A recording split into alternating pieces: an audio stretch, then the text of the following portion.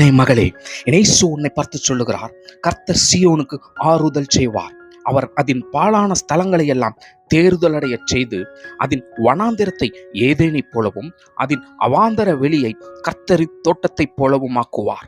சந்தோஷமும் மகிழ்ச்சியும் துதியும் கீதங்களும் அதிலே உண்டாயிருக்கும் என்று சொல்லி, இப்பொழுதும் வனாந்திர வாழ்க்கையிலே வாழ்ந்து கொண்டிருக்கிறாயா? உன்னுடைய இருதயமானது உடைந்து போய்விட்டதா? நொறுங்கி போய்விட்டதா? தோல்விகளினாலும், வாழ்க்கையை இழந்ததினாலும், எல்லாவற்றையும் இழந்ததினாலும், எல்லாரும் உங்களை உதறி தள்ளினதினாலும் ஒரு வனாந்திர வாழ்க்கையில வாழ்ந்து கொண்டு இருக்கிறீர்களா?